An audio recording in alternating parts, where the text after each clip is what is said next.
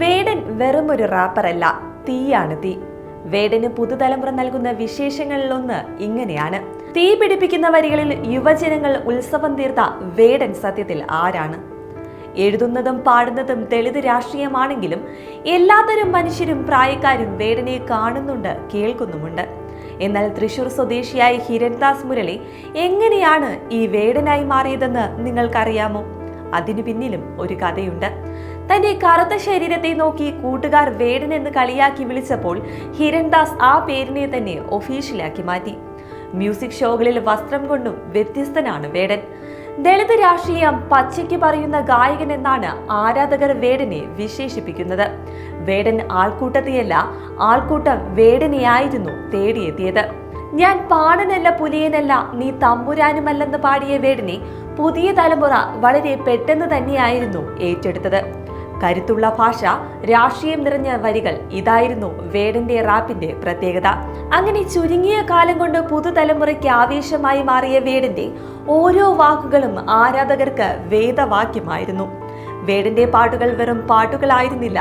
ഓരോ വരികളിലും ഈ സമൂഹത്തോട് വിളിച്ചു പറയാൻ അവന് ഒരുപാട് കാര്യങ്ങളുണ്ടായിരുന്നു. അതിൽ രാഷ്ട്രീയവുമുണ്ട്, സമകാലിക വിഷയങ്ങളുമുണ്ട്. ഏത് കാര്യങ്ങളിലും വ്യക്തമായ അഭിപ്രായം ഉണ്ടായിരുന്ന വേടനത് സമൂഹത്തോട് ഉറക്കെ വിളിച്ചു പറയാനും പേടിയുണ്ടായിരുന്നില്ല. വോയിസ് ഓഫ് വോയിസ്ലെസ് എന്ന മ്യൂസിക് വീഡിയോയിലൂടെയാണ് വേടൻ ആദ്യമായി ശ്രദ്ധ നേടുന്നത്. തന്റെ 25ാം വയസ്സിലാണ് വേടൻ തന്റെ ആദ്യ മ്യൂസിക് വീഡിയോ പോലും പുറത്തിറക്കുന്നത്. സ്കൂൾ വിദ്യാഭ്യാസത്തിന് ശേഷം നിർമ്മാണ മേഖലയിൽ ജോലി ചെയ്ത വേടൻ പിന്നീട് എഡിറ്റർ ബി അജിത് കുമാറിന്റെ സ്റ്റുഡിയോ സഹായിയായി പ്രവർത്തിച്ചിരുന്നു. അമേരിക്കൻ റാപ്പറായ ട്യൂപാക് ഷാക്കൂറിൽ നിന്ന് പ്രചോദനം കൊണ്ടാണ് സ്വതന്ത്ര സംഗീത രംഗത്തേക്ക് കടന്നു വരുന്നത്. ഇതിനു പുറമെ പിന്നണി ഗാനരംഗത്തും വേടൻ നിറസാന്നിധ്യമായി മാറി. 2024 മഞ്ഞുമ്മൽ ബോയ്സ് എന്ന സിനിമയിൽ കുതന്ത്രം എന്ന ട്രാക്കിന്റെ വരികൾ എഴുതി സിനിമയിലും വേടൻ നിലയുറപ്പിച്ചു. 2021 വേടനെതിരെ ലൈംഗിക ആരോപണങ്ങളും ഉയർന്നു വന്നിരുന്നു. എന്നാൽ അതൊന്നും വേടന്റെ ഉയർച്ചയെ ബാധിച്ചില്ല. ഇന്ന് ലഹരി കേസിൽ പിടിയിലായ വാർത്ത പുറത്തെത്തുമ്പോൾ വലിയ വിമർശനങ്ങളാണ് വേടനെതിരെ ഉയരുന്നത്. ഒപ്പം സപ്പോർട്ട് ചെയ്യുന്നവരും നിരവധിയാണ്.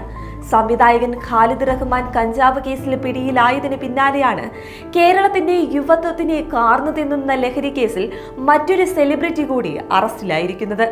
സിന്തറ്റിക് ലഹരി കുടുംബത്തെ നശിപ്പിക്കുമെന്നും അച്ഛനെയും അമ്മയെയും ഇല്ലാതാക്കുമെന്നും രാഷ്ട്രീയ ബോധത്തോടെ വളരണമെന്ന് പുതുതലമുറയോട് വിളിച്ചു പറഞ്ഞ വേടന്റെ ഫ്ളാറ്റിൽ നിന്നും 6 ഗ്രാം കഞ്ചാവാണ് പിടികൂടിയത്.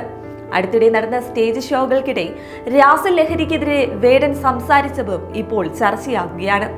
എന്തായാലും പാട്ടിലെ വൈവിധ്യം കൊണ്ട് പാടി വിയർത്ത് തുന്നിയ വേടന്റെ റാപ്പിന്റെ കുപ്പായത്തിലെ നേരും തേരല്ലാത്തതും തിരയുകയാണ് ഇപ്പോൾ ആരാധകർ.